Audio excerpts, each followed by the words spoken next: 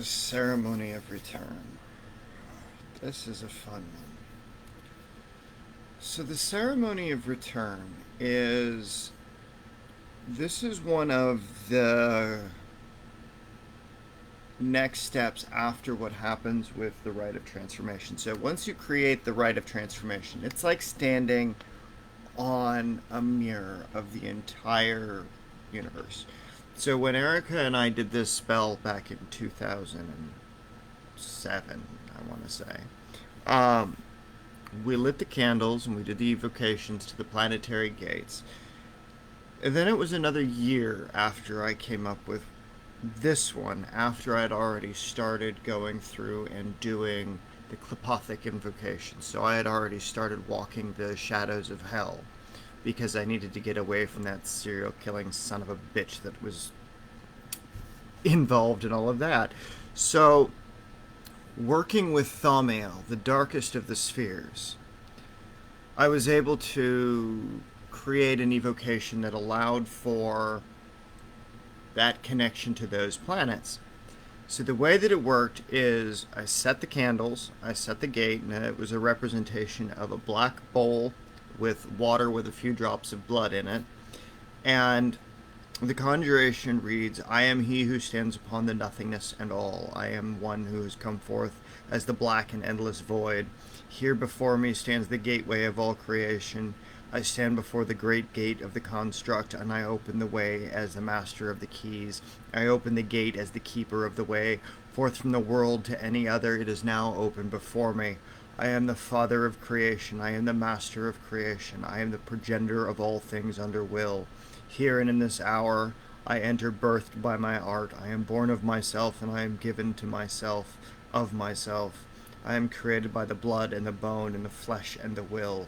I am an eternal extension of the collective. Here before the will, I have been outside. Here before the world, I have been created.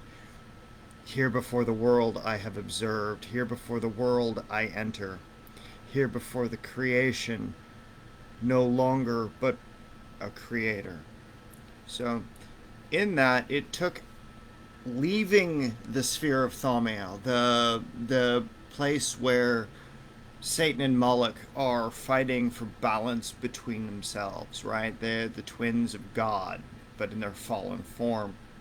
So, by unifying the dark aspects of what is violence and darkness and wrath and all of the terrifying things, that was when this particular bit of magic came about, is because by offering the water, the blood, and blessing it by this conjuration, giving it back to the earth, was a way to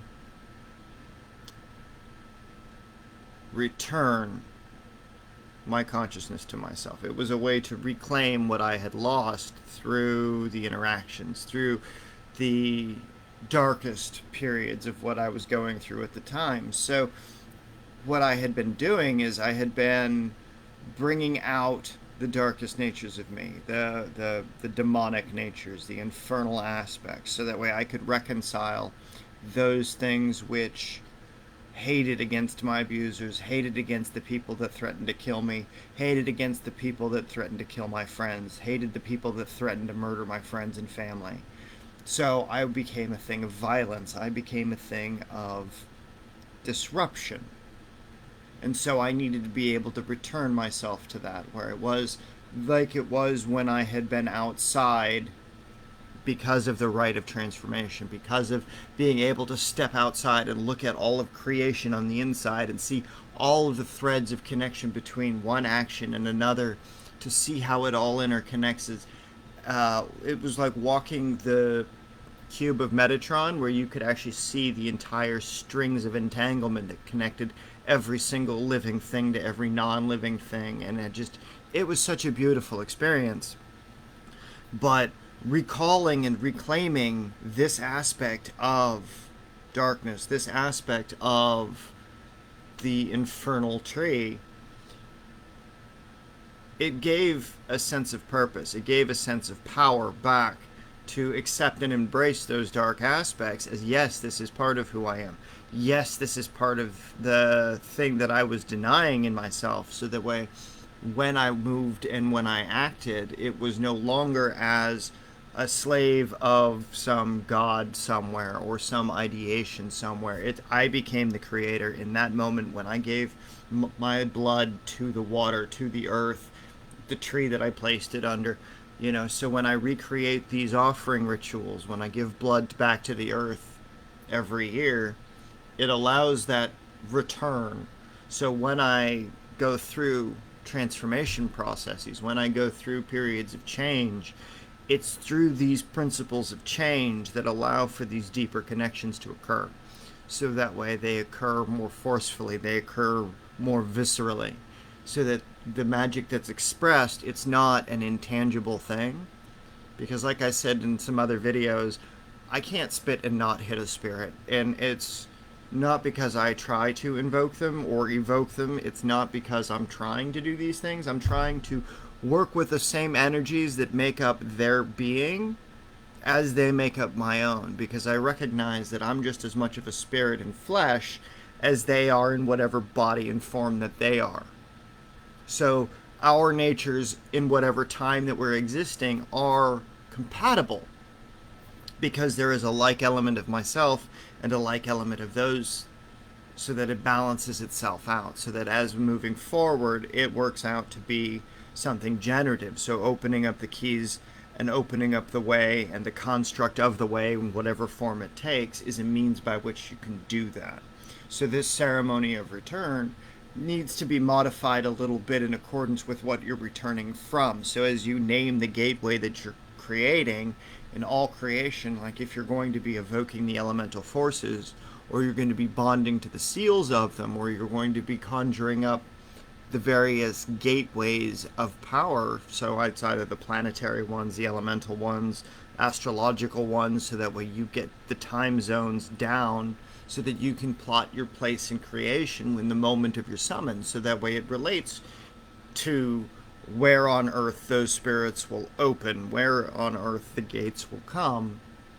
So that way, again, everything becomes very, very strategically placed. Like you're not just doing it for arbitrary reasons. No, you've planned it out. You know the structure. You know that it's coming from that star, and you know that the gate will have 2 points of anchorage, one on its left, one on its right, so that way it forms a giant triangle from the apex of where it's coming from the earth to there, from there to the earth. So it creates that box, it creates that gateway.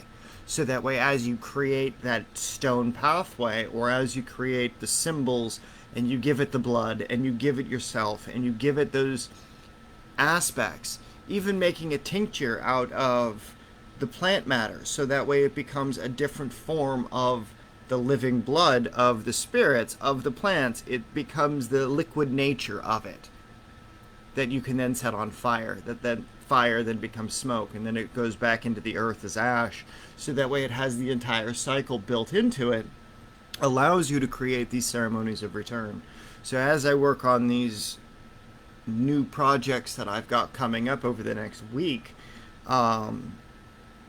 to open up and to do more timed rituals, so that way I've got it more in sync with the other world. So that way, as I get the gateway open on Samhain for the spirits of the dead and the ancestors and all the people that have passed over the last year, so that they can enter into the Great Gate,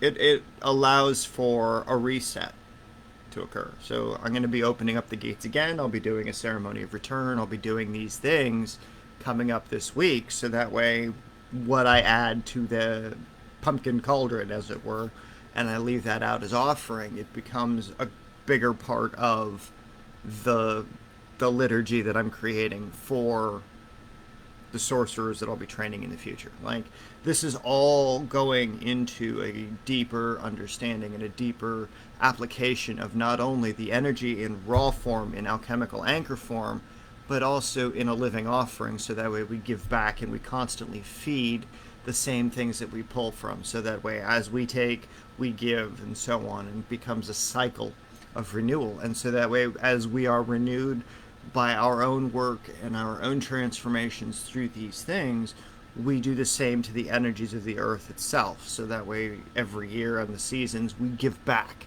accordingly. So, thanks for watching, and I'll catch you all later.